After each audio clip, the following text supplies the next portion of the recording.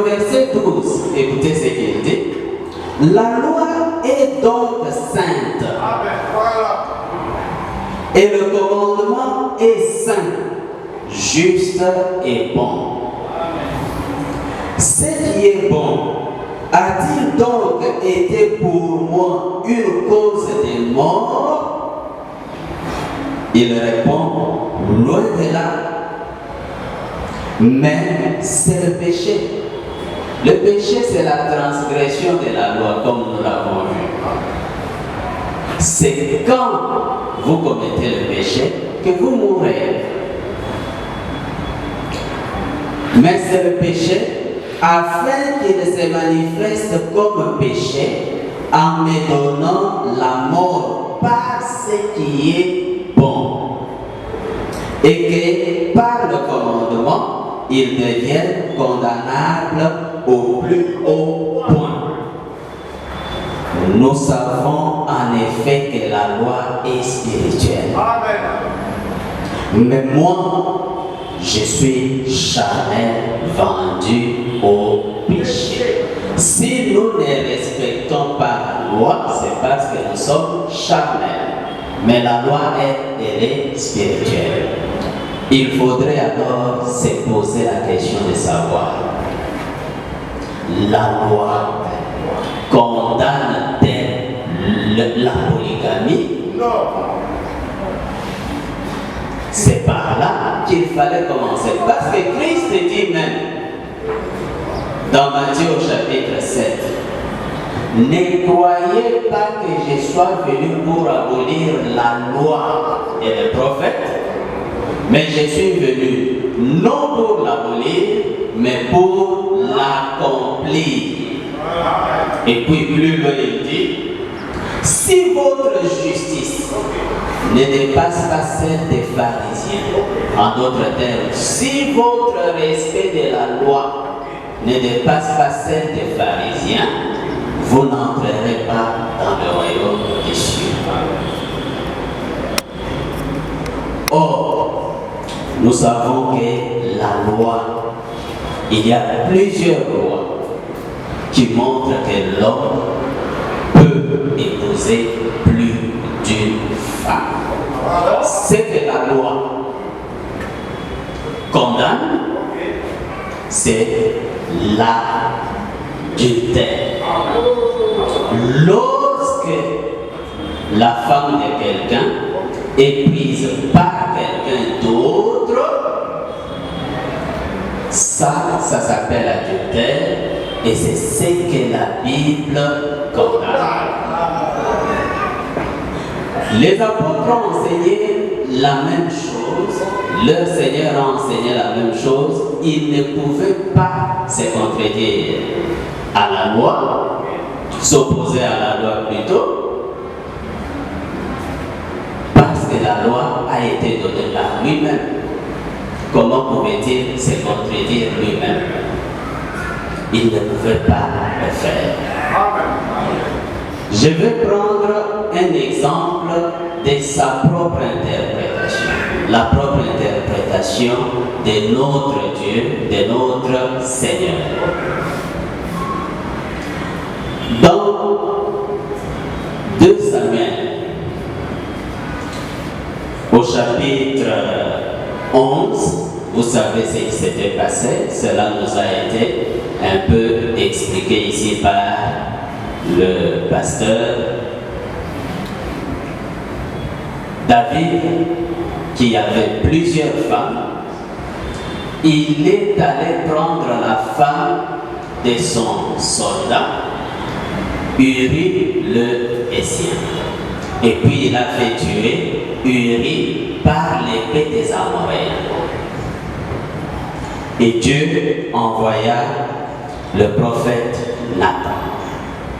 Au chapitre 12, à partir du premier verset,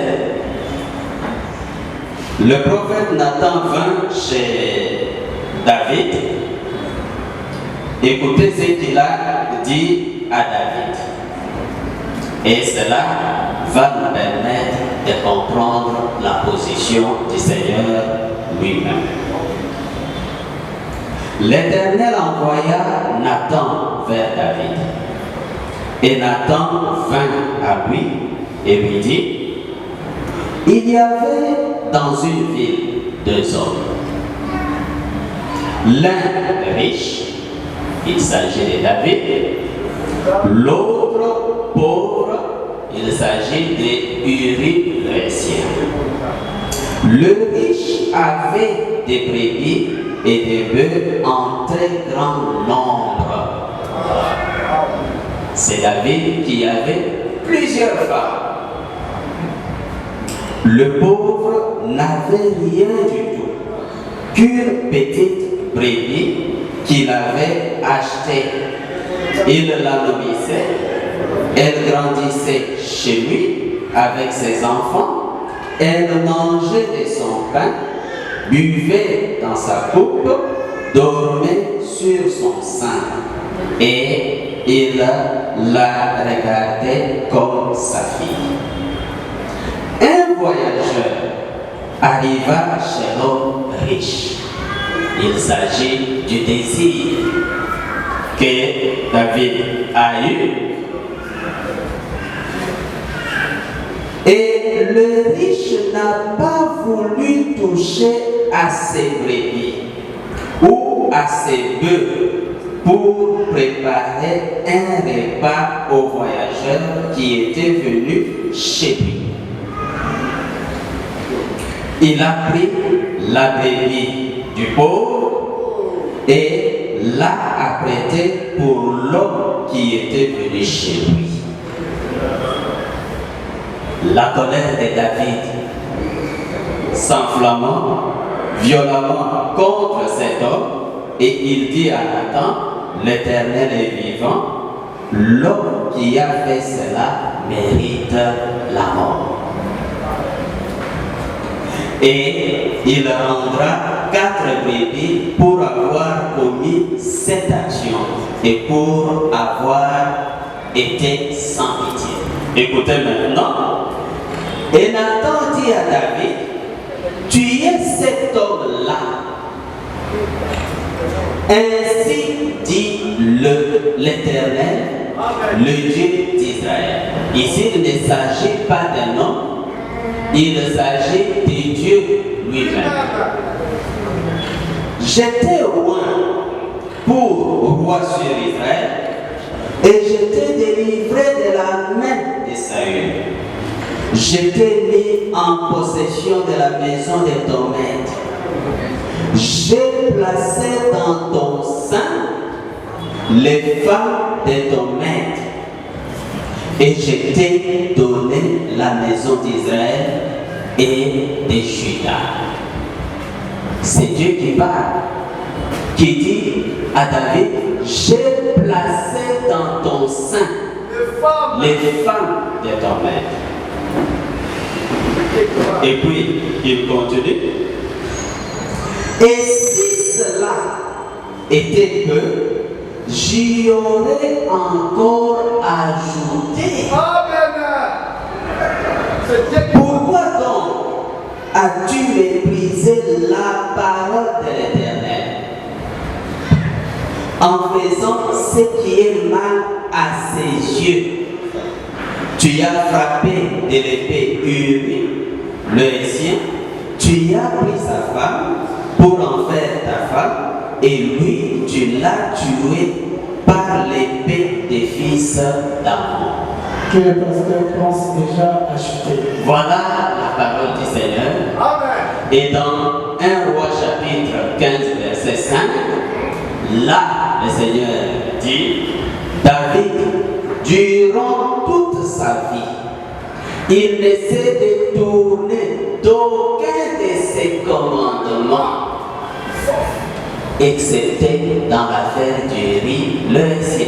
C'est que quand il avait pris ces plusieurs femmes qu'il avait déjà, dont Abigail, que vous connaissez, et la fille de Saül, David ne s'était pas écarté des commandements du Seigneur. C'est l'interprétation du Seigneur lui-même. ce qui montre que la polygamie n'est pas un péché. Je m'arrête là pour l'instant. Merci beaucoup, pasteur, et surtout pour le respect de votre timing. Amen. Donc, les deux premiers orateurs ont vraiment respecté leur timing. Je crois qu'on aura suffisamment de temps pour débattre. Nous donnons maintenant la parole au troisième orateur qui est le docteur Pichou Bossangé, auquel nous accordons également 15 minutes. Merci. Merci beaucoup de la parole. Je remercie l'OSCD d'avoir pensé à nous. Et je salue aussi tous les orateurs ainsi que l'auditoire. Je vais marteler sur les éléments qui ont déjà été soulevés par mon frère, le pasteur Lokwa, en me forçant d'exposer, mais après avoir suivi les pasteurs, nous allons saluer quelques éléments, mais lors de l'interaction, on va revenir. Premièrement, apparemment, les modérateurs devraient reprendre ce qu'il a dit au début. Le pasteur n'avait pas compris. Le modérateur avait déjà dit que les polygames existent dans la Bible. Il a cité, le pasteur Lokwa aussi a cité. Mais le problème est la polygamie selon la doctrine des apôtres. Donc jusque-là, le pasteur n'a rien dit. Alors, pourquoi? Attention, il aurait fallu que l'on explique la doctrine des apôtres. C'est ça le sujet. Ce n'est pas que tout ce que vous allez prendre dans la Bible, vous venez avec ça, c'est la doctrine. Premièrement, le précieux pasteur a dit